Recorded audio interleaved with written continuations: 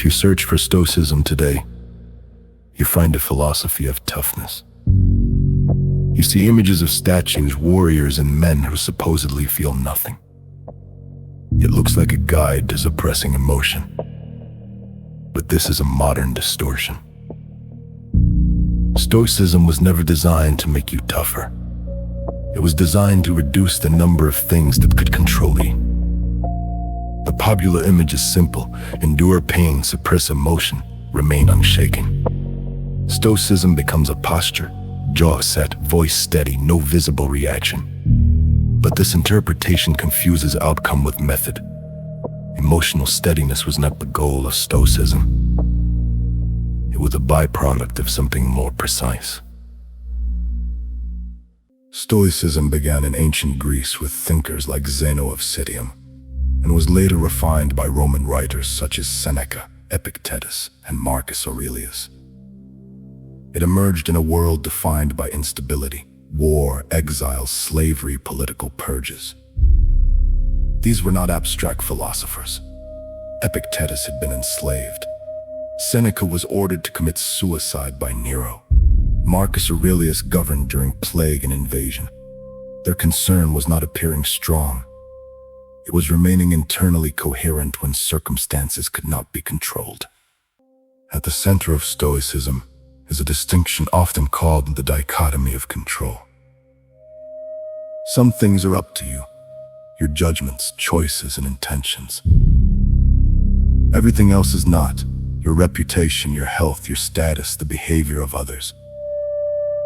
The mistake most people make is trying to control what lies outside their authority, then collapsing when it shifts.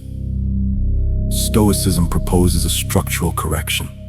Relocate your investment. If you anchor your stability to outcomes, you will be unstable. If you anchor it to character, defined as the consistent use of reason in choosing your actions, you regain autonomy. This is not emotional numbness. It is selective concern. The Stoics did not deny grief, fear, or anger. They analyzed them. They argued that emotions are not raw forces imposed from outside, but judgments about events. If you believe something is catastrophic, you will experience panic. If you judge it as unfortunate but manageable, your response changes. The event remains the same. The interpretation shifts.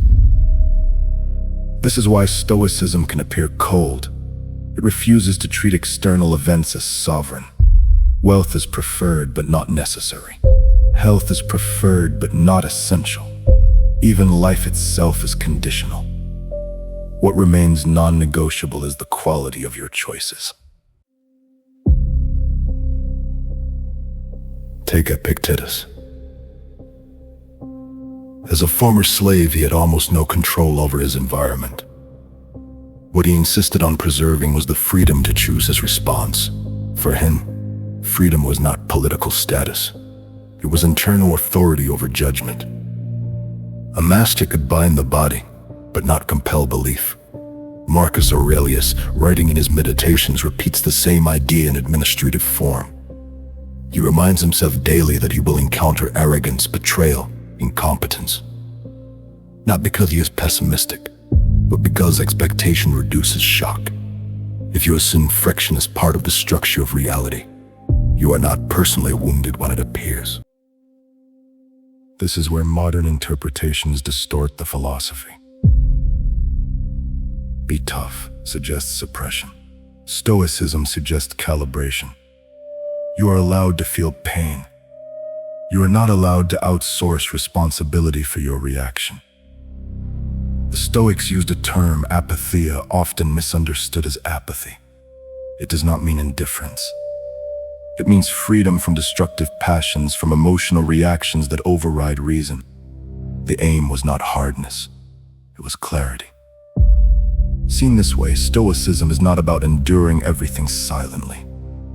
It is about narrowing the field of what can disturb you by refusing to assign ultimate value to what is unstable. When status collapses, when plans fail, when others disappoint, the Stoic question is not, how do I endure this? But Was this ever mine to control? This philosophy becomes most visible under pressure. When Seneca was ordered to take his own life, he did not treat the command as injustice to be emotionally resisted. He treated it as an external event beyond revision. What remained his was the manner of facing it. To modern readers, this can appear extreme. Structurally, it is consistent. Stoicism does not eliminate suffering, it reorganizes it. Pain may still occur, loss still matters. But the core of the self is placed outside the reach of accident and opinion. In a world that encourages constant reaction, outrage, validation, fear of status loss, the Stoic move is quieter. It asks what part of this is actually yours. Often, the answer is smaller than expected. Stoicism is not toughness. It is containment. It reduces the number of external forces allowed to dictate internal stability. Everything else is preference. And preference, by definition, can be surrendered without collapse.